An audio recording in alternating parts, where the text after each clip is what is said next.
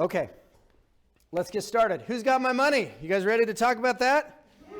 All right. Okay, we're going to do things a little differently than we did last time because we like to switch it up. And for those of you that have been back from last time, we want to give you guys a different experience. So we're going to be doing, who's ready to do some masterminding today? Awesome. So if you've read this post, let's just get a couple of quick shares. Be loud as you can so that we can get this on recording, even though passing around mics will be a little bit, take too much time. What did you learn from that post that you'd never heard before, or maybe was kind of a new lens to be looking at? Like, if you don't leave this talk with a completely fundamental different approach to fundraising, we have failed, okay? If you really look at what has been shared, it should be things you've never heard before. So does anybody wants to share real quick maybe what they got from that? Real quick. Ask then and ask again and again and again and again until you get funded. Okay, great. However, there's a tweak on that. The tweak on that is ask what they want first. Ask what they want first, ask what they want first, and then ask what they want first again. You can come and say, please, sir, will you give me some money? Or ma'am, right? Or you can say, tell me what your organization is all about. Tell me what you guys care about. Because you got to understand that they have the capital. It's just a decision and a relationship process. Okay? And so that's what we're here to get into today. So what we're going to be doing in a bit, after you guys get a chance to ask some questions, is we're going to be breaking you into groups and you're going to be pitching each other. But here's the twist. You're not pitching based on your startup. You're pitching based on the discovery process of what the check writer is into and is doing. And then finding alignment of capital as a result of that. So the container that we need to be in today, guys, and just to put this in your mind, is that the available capital out there is 100 times what venture capital itself allocates. Wrap your head around that. Most people in this room, if you've gone after capital, you're chasing after the 3%. That's cool. Venture capital has its place. Angel has its place. However, our team, think of us as like forensic capital guys. We go out, and ladies, we go out and find all the available capital where it's hiding out. And when you chase after venture cap, which sometimes is appropriate, that's great, but you're chasing after a very specific business model. These people raise money, or myself, we raise money, and in 10 years we must deploy it. And we must deploy most of it in 5 to 6 years. And you must return a ridiculous return in order for us to do well. Mr. Bajal is in the room, guys. It's going to be awesome to have him do some sharing. Bajal, come grab a seat, buddy. Bajal is one of our favorite founder community builder guys, and he's going to have an opportunity to talk about some of the stuff that he does. So what I'm telling you is by focusing on the 3%, you're leaving a lot of money on the table. And so one of the things that you got, who learned something from the SVB thing? Okay, just 2 shares real quick. Tracy, what'd you learn? Don't put all your eggs in one basket. Okay, Dave, what'd you learn? I mean, I think that we're putting a lot of faith in venture, and there's a lot of money out there. Great. Who else? I'm excited for that. It shows where the dysfunction is, so we can actually render it obsolete by building a better business model over it. That's a contrarian right there.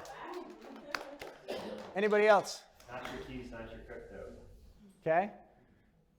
For the purposes of this room, I'm going to suggest to you guys that the biggest lesson you should have gotten from that is, think about this. Y Combinator, which they've done a good job, they told all their startups to go bank where? SVB. Okay. All the VCs, where do they bank? Not all of them. Many of them, where do they bank? SVB. So there's nothing wrong in telling somebody to go use a great resource, because SVB's been a great resource. Them screwing around with long-term mortgage-backed securities, they should never have done that. That was part of the issue. But what I'm effectively saying is you've got a very small portion of the population telling founders what to do, and founders are so babes in the woods, they didn't think to do their homework for themselves.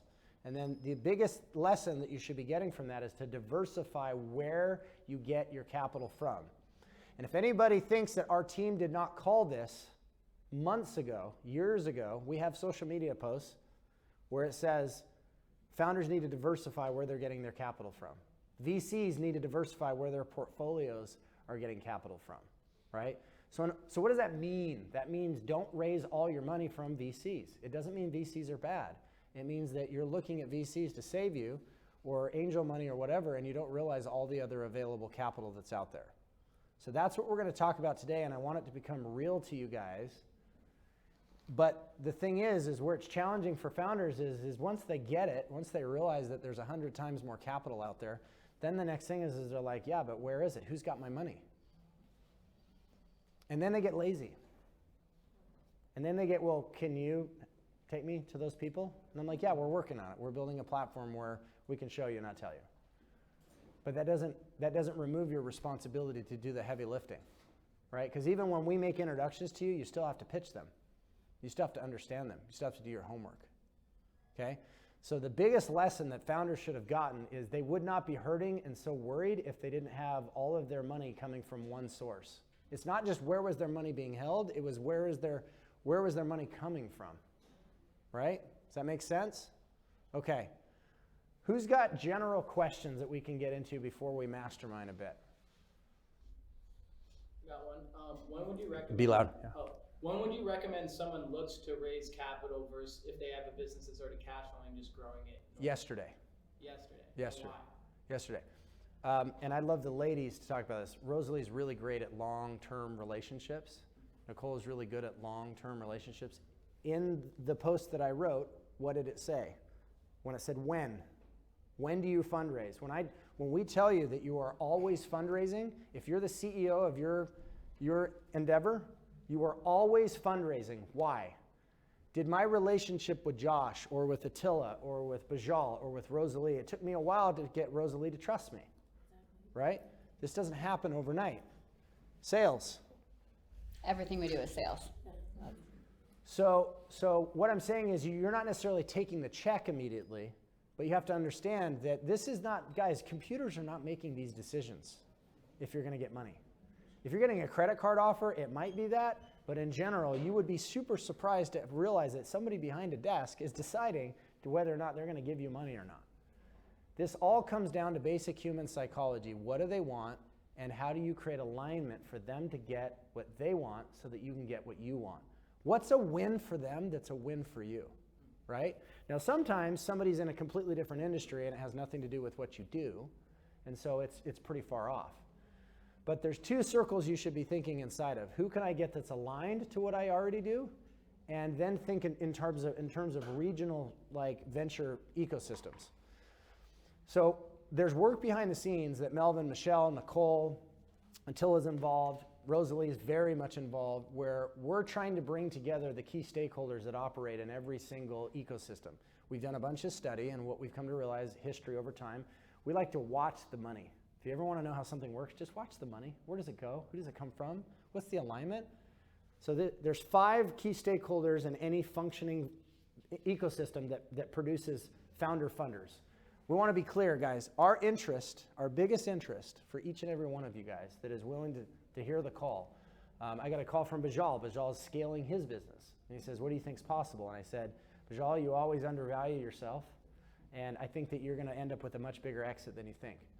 Our goal, to know if this is working properly, is to have each and every one of you become a founder funder.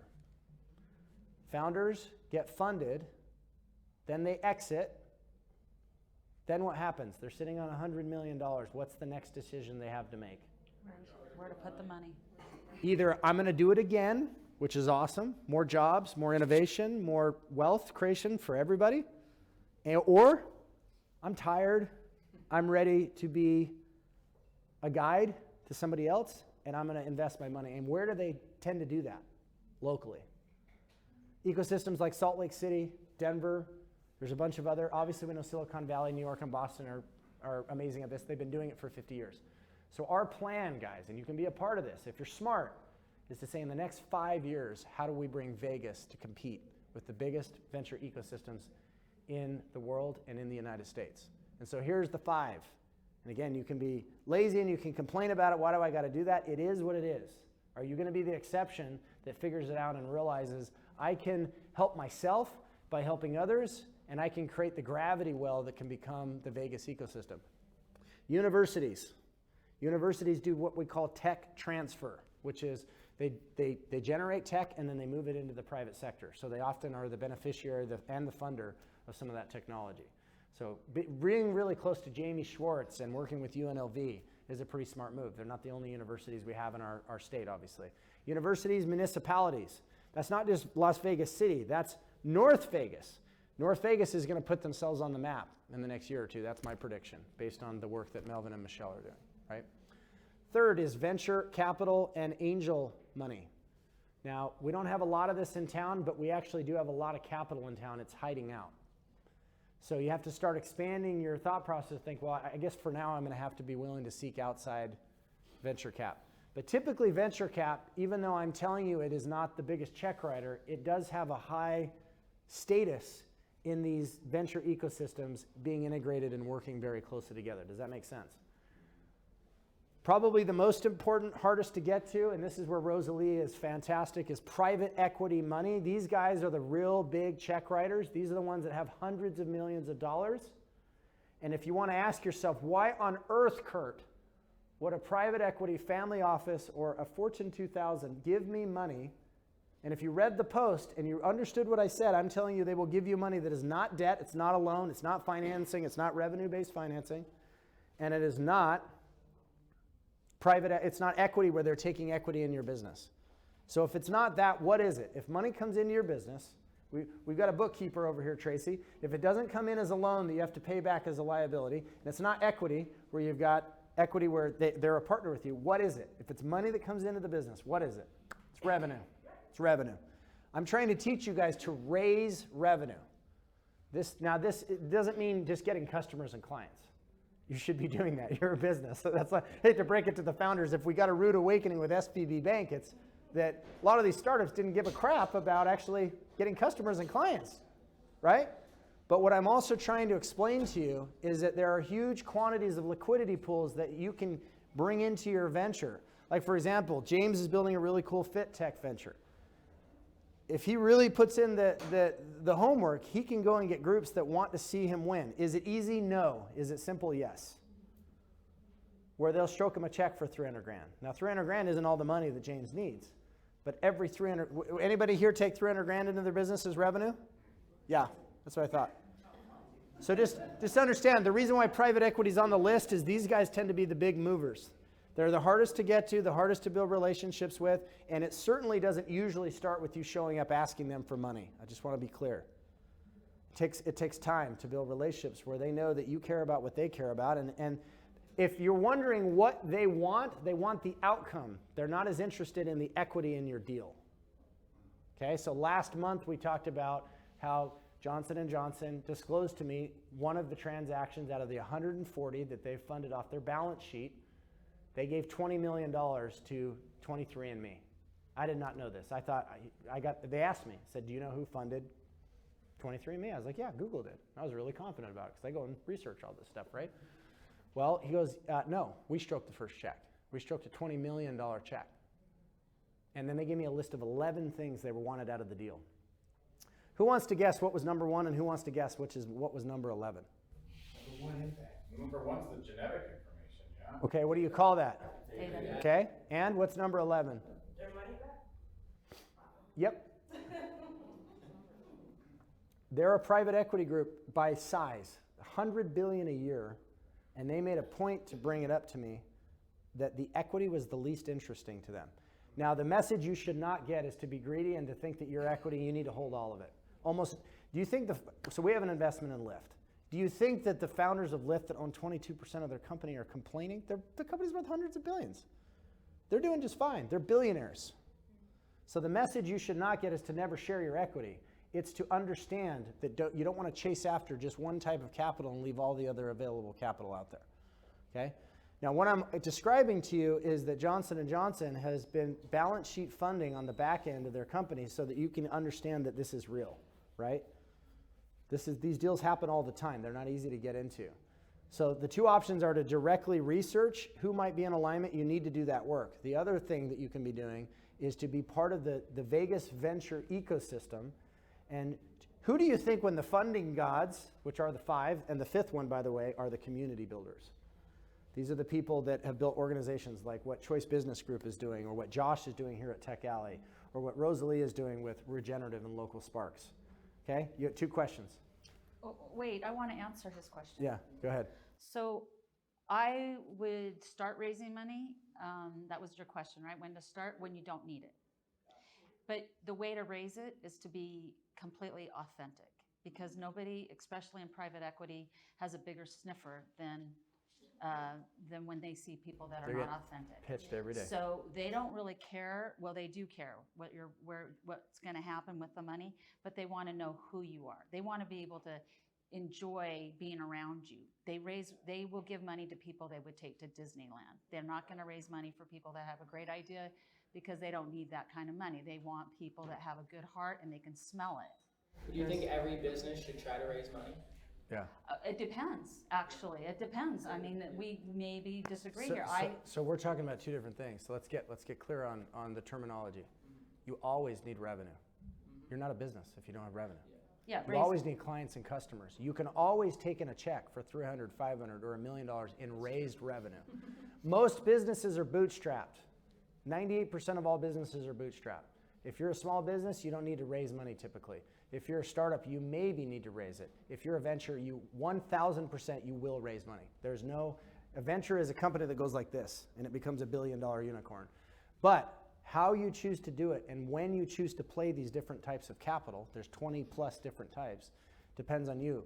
But that's where a smart entrepreneur is able to say, I know when to play the debt card. I know when to play the equity card. I know when I need to raise revenue. I know when I need to do a better job of acquiring clients and customers, right? How do you classify the difference between funding and revenue? So revenue is when it's not debt, it's not equity. It's free cash flow. revenue is funding. So basically you're saying they have other interests outside of making money from it, so you're not giving up equity, you're giving up maybe something like This that. is the biggest question that comes up. Guys, okay, James, tell me how you're gonna operate. So you've made 6 figures most of your life, you're used to that. Okay, cool. He spends a certain way based on he's got 6 figures in the bank, okay? Now you're making a cool 7 figures. You change some of your spending habits, you probably decide I wanna be an angel investor, right? Now you're making 8 figures. Oh, well, I don't need all this money. I'm gonna invest more of it. Now you're making 9 figures. Now you're managing or overseeing billions. How do you operate? It shifts. When you're at the, and let's say you're 20 years down the road, James. You're at the legacy stage of your life. Now you start thinking about, how do I give back to Vegas? How do I give back to, name something you're really passionate about outside of fitness or even related to fitness. That's Military. Okay, thank you, brother. Love that. And if any of you guys are vets, we love to work with you. Thank you for your service, and we mean that sincerely. Everybody has, maybe they have a brother that has seizures all the time or whatever, right? This is where the discovery process, and this is the reason why I had you guys read this post, comes in. If you're trying to get close to the stakeholders or if you're trying to get close to capital sources, all of this conversation is about one word: proximity of capital. Who gets money first when capital players or stakeholders have money to allocate? Those that have proximity. So you can create it for yourself now before you need it, or you can wait to where you're desperate for it. Through friendships. And I can promise you, so this lady right here has put multiple, if I could say this, if this is okay to say, millions of her own money into projects. And she's really good at sales, which means she's really good at psychology. Tell me that you ladies, and your ladies, which means you have the spider sense, tell me that you can't sniff when somebody's being not confident and they're desperate. And tell me that makes you want to invest, or does it throw off the danger, Will Robinson? Right. Well, absolutely. And it does come down to, it's not just being desperate. And I like to highlight what you talked about earlier, though. It's what's your value add? What service are you providing? And why should people give a shit? Yeah. Right? Like, that's what it comes down to. And that's the question that I always ask myself. Like, why do they care? And why do we care about what you care about? So I also raise capital, and I also raise capital for myself. And so the way, for the projects that we're doing, and the first thing I look at, this is just my little barometer, how I move, is the first thing is I look at, does it have the data to drive it? If I don't have an alpha test, if I haven't put it in a virtual feasibility study, I don't have the data. So I'm going to start there. It doesn't cost that much. It makes sense. You can scale it. You can do it with a few friends. You can do it very low key, low cost. Second, use that data, and is it purpose driven? Does it socially impact, and do you have the data to prove that it socially impacts? Because right now we're in a phase where we are done with the dysfunction, done with it. And what we want to do is show that what we have is legs to, like I said, render it obsolete by just building a better business model. Then the third thing I look at is I take that data from the purpose driven, and I say, does it have profit? Because if it doesn't have all three, I'm not interested, and neither is any of the people that I work with, because they want to see that there is an impact and there's profit. Purpose and profit, they go together. And then with that, then I go to the people and I say, would you like to invest in this, or do you want to donate? Now at the very beginning, everything I do is donation. And I take 5%, whatever the total cost is going to be, 5% is going to come in as philanthropic money. I'm not going to promise, I'm not going to give any personal guarantees. 5%, let's go and let's see what happens with 5%. And when I deliver what I say I can do, they're way happy to give me the other 95 because they see the impact has the profit along with it. Then I move forward. But the first thing is, Rosalie, you have to meet that person, you have to like that person, you have to trust that person. Yeah, that's the first thing is you do develop the relationship. That's why he was saying proximity. Who's your friends? Who's your authentic friends? Don't look at people's, you don't know who you don't know. Sometimes I work with people that they don't look like they have two sticks to rub together, and they are billionaires, and they don't want anyone to know. So guys, So don't look at everybody. what she's saying is come correct. So two things. A, your biggest startup is you. The X factor in every business is you. You are the driver. You are the potential. You are the capacity of your venture. So for any of you guys think that you're going to ever outrun your own capacity based on the mindset and the work that you're doing on yourself, you're lying to yourself. You might be successful in getting an exit and you'll be miserable. So you have to do that work. And what she's saying is come correct. Do your homework, both on making sure you're prepared, that your venture has its data, that you've actually done the work. The reason why we can be so confident about funding is we've been in the trenches. We've done the transactions. I built entirely new financial products that didn't even exist in the market. Funded thousands of businesses. So when we say we know, we know. The second thing is know your audience. I don't ever go into a relationship with someone I really want to build and where I'm always thinking about what I want. I'm thinking about what they want and how can I be of service to them. Go ahead, buddy. I have a clarification. Please clarify if I'm wrong. So often, when as a founder, when I do some work on some industries, I always want to connect with similar interested folks who are interested, not just in giving funding, but just guiding me and providing the route of domain. So how does that work when I'm working with someone who has just capital but does not have a lot of domain expertise? So that's why a lot of tech SaaS companies go to mature VCs because they know there is a success path where they have a connection within the domain. That way they are connected to the ecosystem. Whereas if I just go and take a money and then the person is just offering the money but he's not giving me a lot of domain expertise and guidance, like how do you weigh this pros and cons? There's a term for that. You don't take the money. It's simple. Right. It's called start money, not smart money. If the capital that you raise, if we're going to have a venture capital conversation, I'm going to tell you what to say, but what you need to understand is, so Melvin is going to be doing a lot of investing. This is Melvin Valentine Jr. and his wife, Michelle. Everybody say hi. Melvin and his wife are going to be doing a lot of investing over the next couple of years. Okay?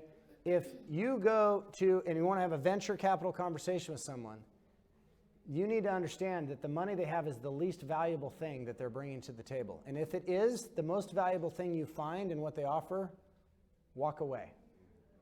Build the relationship because you never know when the relationships are going to be valuable, right? So I did this thing when I was doing music festivals and concerts. I would always relationship with the band before I needed to book them. Why? Because I wanted the band to go to the manager and say, we're doing this, figure it out. Make it work. because all of our stuff was, a lot of it was nonprofit. We couldn't afford to pay some of the bands that I worked with to come to some of these. Now, some of the stuff we did was large scale, whatever. But that's where I first learned that the relationship always has to come first, because then it's just a matter of details and mechanics, right?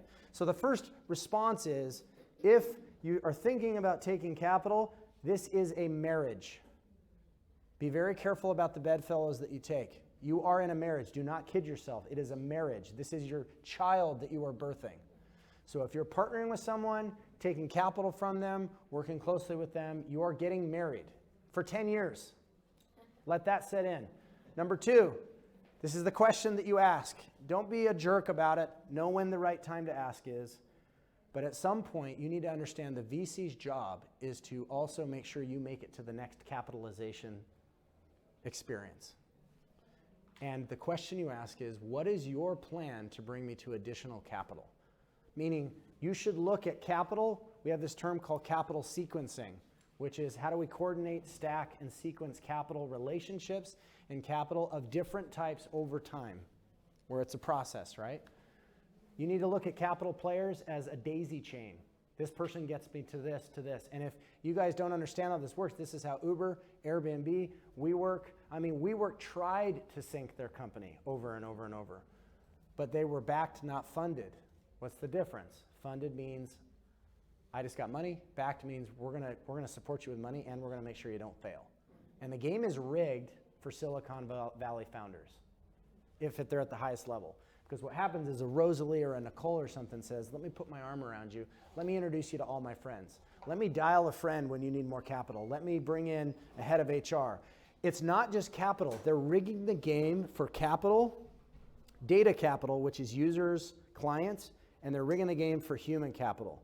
And if there's one thing that matters more in your guys' venture is the human capital that you build in your team. What does that mean?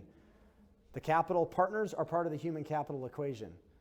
The COO, the marketer, the sales team that's representing your company on the phone every single day, this is your human capital.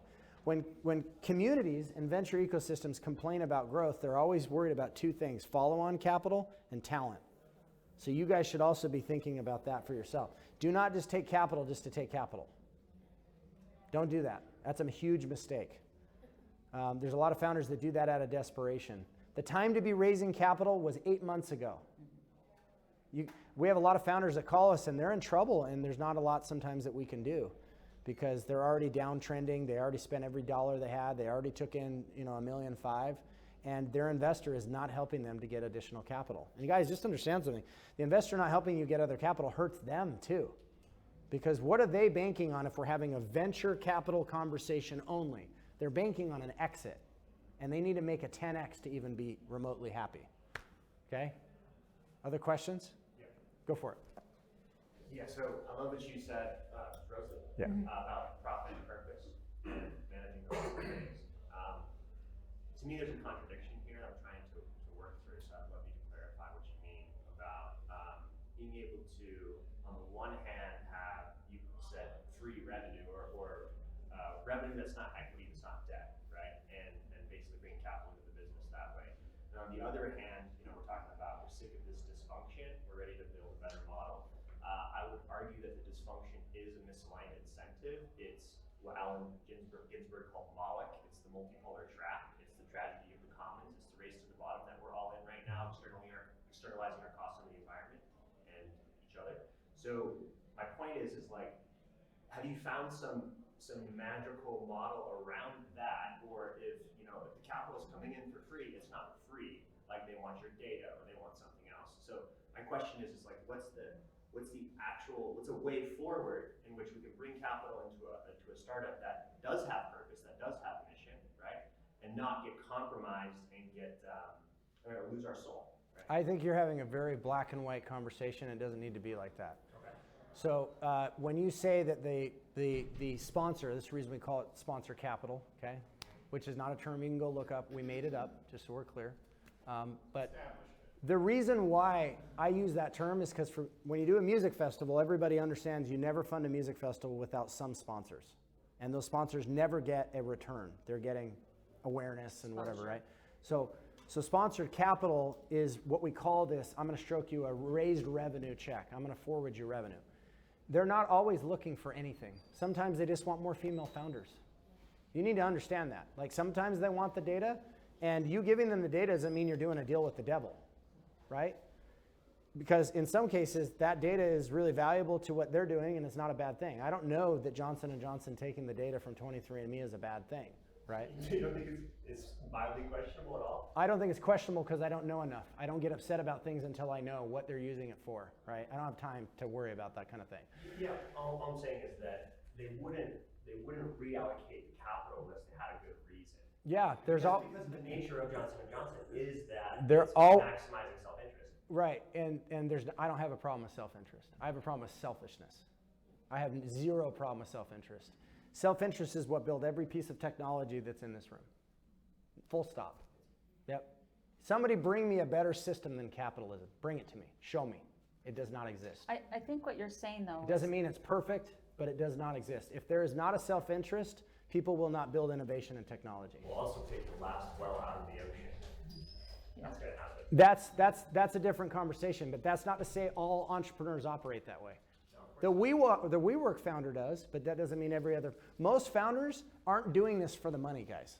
They're not. I don't know about you, but if you're building something just for the money, you will fail probably. You won't be successful. Go ahead, Melvin. To your point, so it's my wife and I, we've been focused on B2G, business to government, right? For those same exact issues, right? So a lot of times when we work with businesses, what we say is, you don't know all your customers.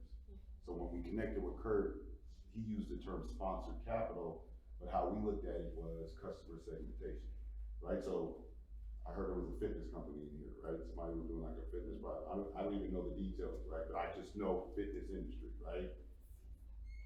The government is your customer. I know grants, I know nonprofit organizations right now that have vague, abstract deliverables that have funding sitting there, and everybody's scratching their head trying to figure out how to hit these deliverables. And you can come in with your technology, understand their deliverables, and then present your company as a product or a service, and you're the rock star and superhero. And what Kurt is saying, that could be a $300,000 project, $400,000, $1 million project. You didn't lose no debt, right? Right? You didn't go into, you didn't lose no equity in your company. But it's about you seeing the government or the public sector as a potential customer, right? So you may only see the 300,000 users you want to get in the next 6 months, right? To get that 300,000. And you can go to one organization and all they want you to do is reach 300 people in your local community, right? You just got funded your minimum viable product. Now, the thing to not do is to attach to government funding or grants as the cure-all. What we're trying to tell you is no one capital source is the cure-all. Exactly. And I think that's what he was saying is he has, maybe I see the disconnect here. He's saying, Oh, I get it. yeah, I just- let's not advocate for the dysfunction to continue, right? Is that what you're saying? And that you see it as an evil force here. However, it's a point that you can go to at the very beginning. And this is how I've worked it, is I've always gone to the government for grants first because I want to give them first rights of refusal to be the hero. Now that, you guys need to understand, From the every time get-go. you sign up for a capital type, you're signing up for a business model. And you're signing up, like grants are very challenging. We've been writing our asses off for grants on your guys' behalf, essentially, for the Vegas ecosystem. Let me finish really quick. Yeah. And the second thing is, I don't stop there. I always then right back into it with philanthropic, because I want them to say to the government if they said no or they didn't hit all their the reasons for whatever it is that they said no to. I want to give them another opportunity to say, are you sure you don't want to invest in this? Because our philanthropic people are doing it and our communities behind it. I always give them the chance because we need to heal this chasm that's happened. And if they don't, I just keep going. And then eventually they do. And eventually they come back and say, oh, we're so sorry we didn't fund that at the beginning, because we don't want to perpetuate the dysfunction and only rely on that, but we want to give that the first rights to I think continue. we should save the philosophical debates about how funding should shift. We can talk about how fundraising is broken. What we're here to really have is a practical conversation around you guys being savvy and wise to get your companies funded. If you fighting the battle of how fundraising needs to shift, leave that up to us unless you guys are ready to go head toe to toe with the biggest groups out there, the gatekeepers. That is the game we're in, but it's not one that you can sign up for unless you're ready to, give some serious blood. Go ahead, buddy. I think there's a hybridized business model in what you said with the SPP, right? What founders have to realize is that you have a choice to take the money or not take the money. Always. With the hybridized business model, there are preferences that would be put into alignment with different investors and their preferences. Okay, they want this, they want that, they want this. The nucleus of the ecosystem can decide whether or not to do business with those SPVs. Yep. And for that reason, that's what kind of repairs the ecosystem. Right. Right. There's instances where the data, as my man mentioned right here, there's no way you'll be able to beat a Johnson & Johnson. Right. There's a way to license that data to them if you want to do that as well, to make more money than you would have yourself, because you can't compete with billions. So there's a way to fix it. You just got Nobody's putting a gun to your head to force you guys to take capital. And by the way, why should there be free lunches? I don't have a problem with that.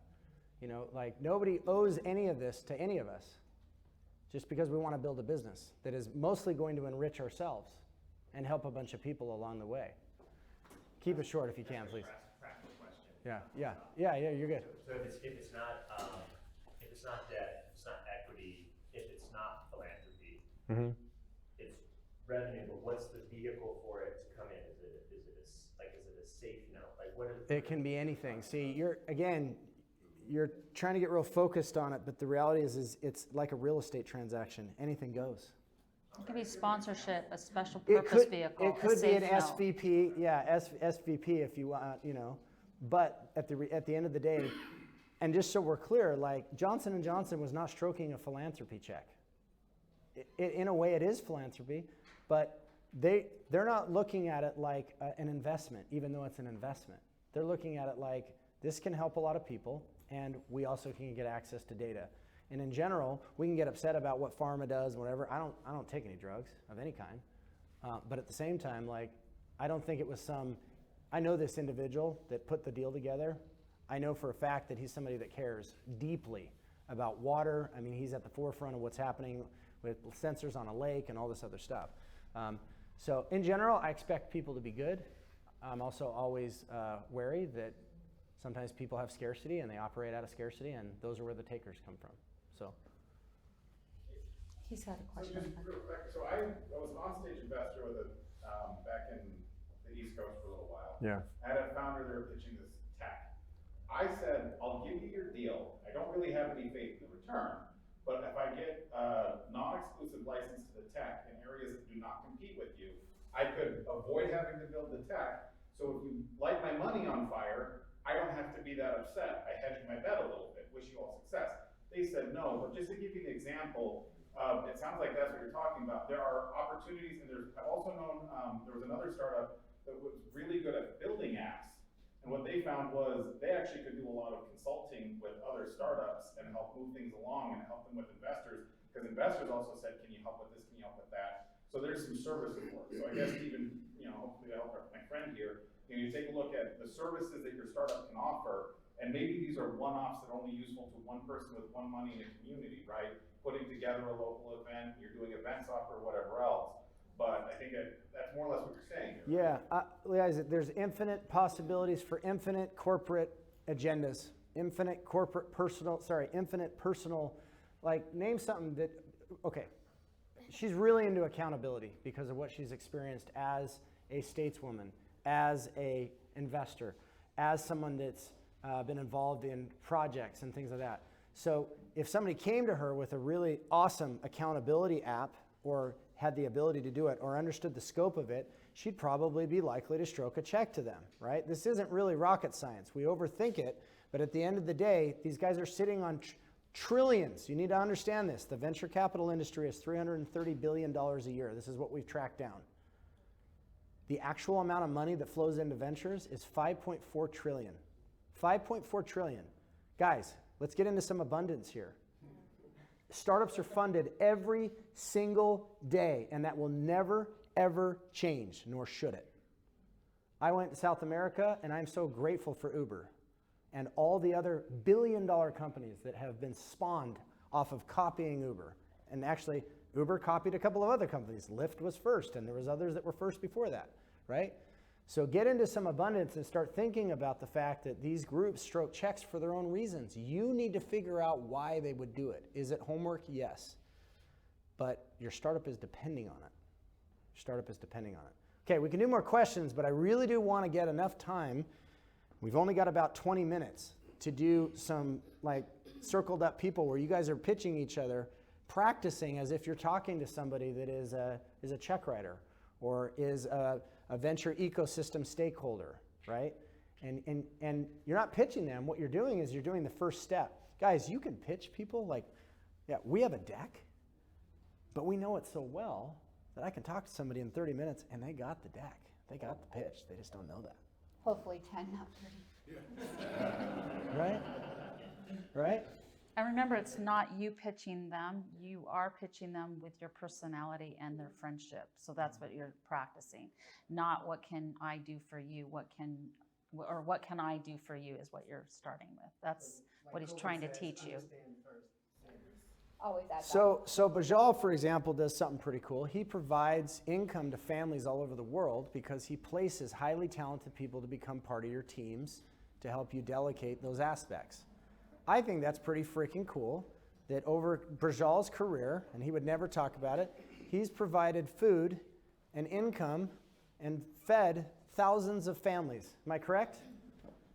And this isn't a handout. These people get a job and they work and they're created and they're part of family that is part of a company that provides a value and a service in a market. Pretty freaking cool, right?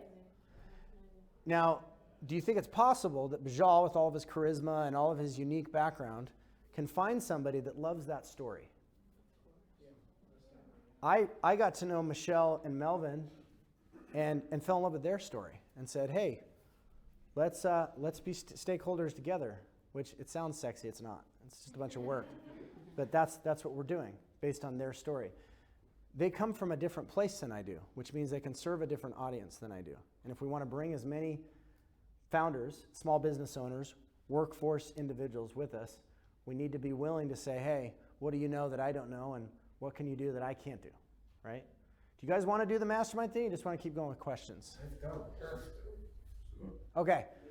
Break into groups of 3 or 4, and then choose somebody that is going to be the person doing a lot of the questions, and then choose somebody in your group, and quickly, guys, quickly, choose somebody that's going to be the person that is acting like an organization that has a bunch of money to deploy.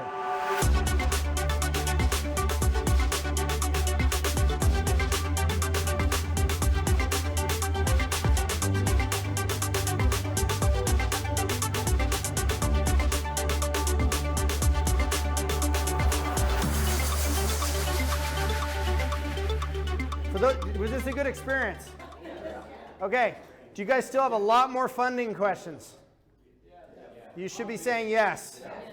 Because I don't learn Swahili overnight, so neither are you guys, right? Okay. So for those of you guys that have more questions and want to be able to participate in things like this, other than obviously coming back to Tech Alley and obviously taking a look at some of the things we're going to be doing here locally, here from a community building standpoint, we also have a new founder community that we're launching. You can go to the LinkedIn, and you can go to byltby.com, and you can tell us about you and your business. It's very beta. It doesn't look pretty. It's very minimum viable product, but it's from some highly experienced community builders, and we have funded hundreds of millions of dollars worth of companies. And the idea is to bring to you guys a tailored community from people that have your same shared experience. Whether you're from byltby.com or just go to my LinkedIn and sign up there and tell us about your business. Don't just sign up. Tell us about your business. So there's a bunch of questions related to where are you at in funding and da-da-da-da-da.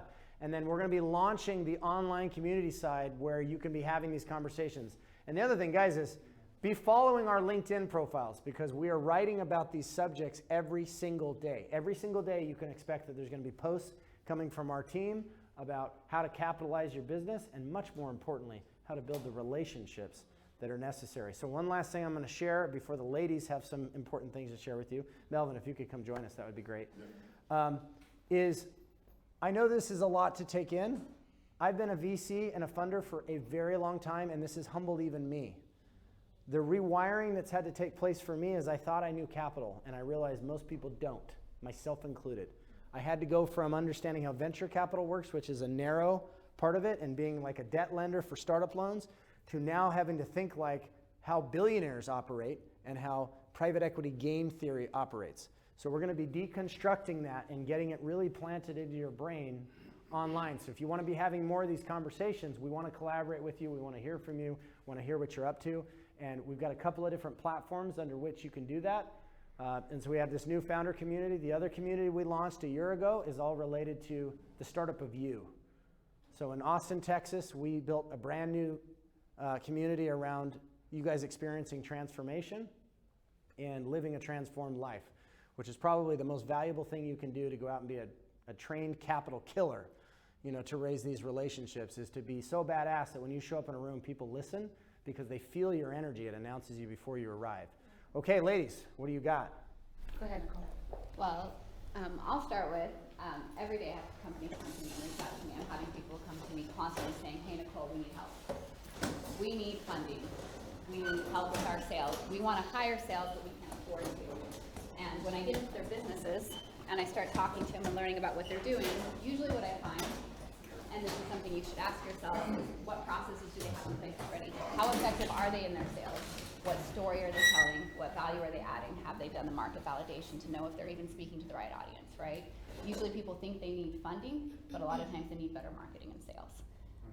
Seriously, please listen, please listen, please listen, please listen. Capital will not fix a marketing and sales problem.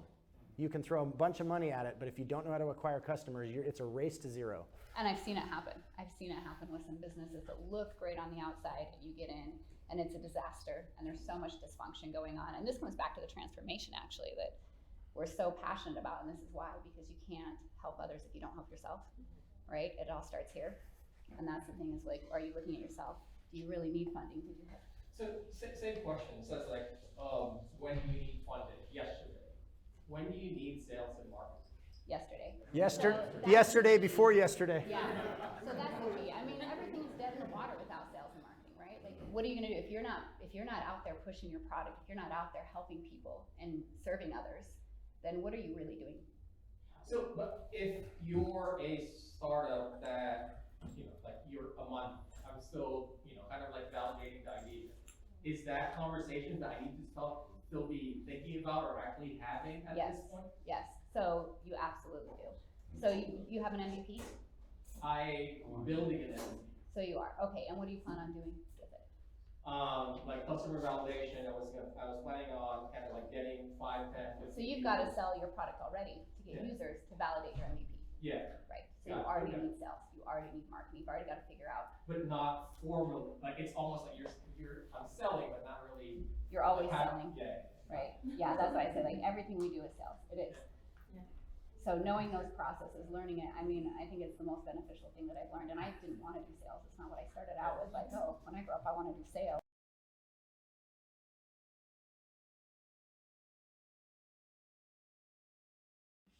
So I would use that mindset, just because it doesn't sound good or feel good to me, as I build relationships. I don't build sales. I build relationships.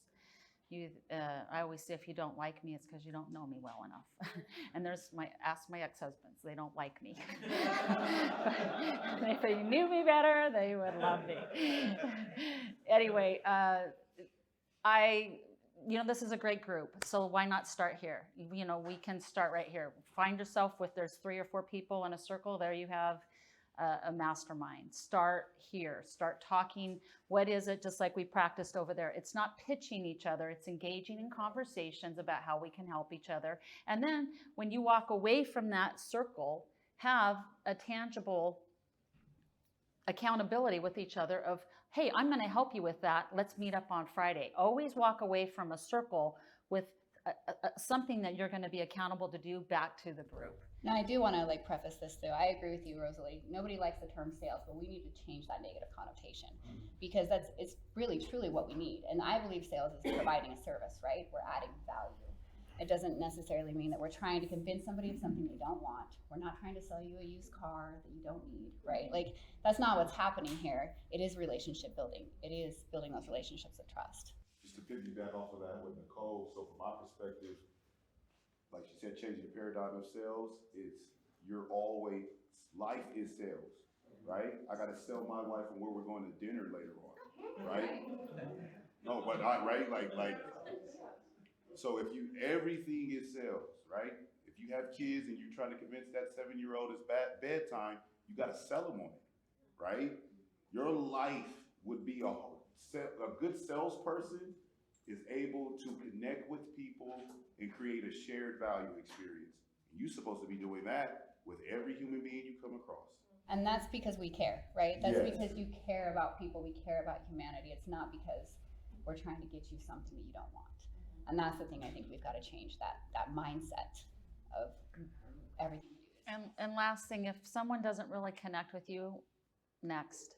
Yeah. Don't get stuck in it. Don't let it, harsh or mellow, as I say. Just next. There's plenty of fish in the sea. Just move on. And I always say business is like dating. It really is, psychologically. And a lot of times in the tech community, a lot of introverts dominate the tech scene.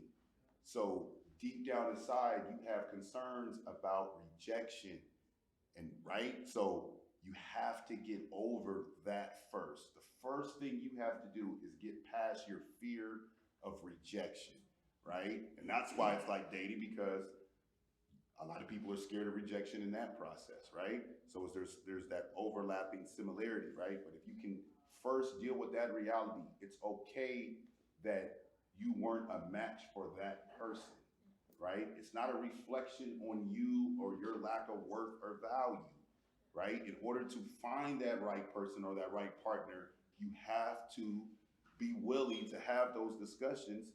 No means next. So a rejection is not a reflection of your value. It's just not a good match, and that's okay.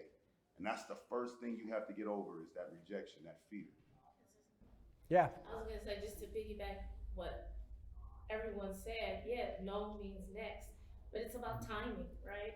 So just because it doesn't work in that moment, maybe 2 months down the line, you'll revisit that person, and now it could be the right time for you, right? That's what sequencing is. That's exactly. It's on a timeline.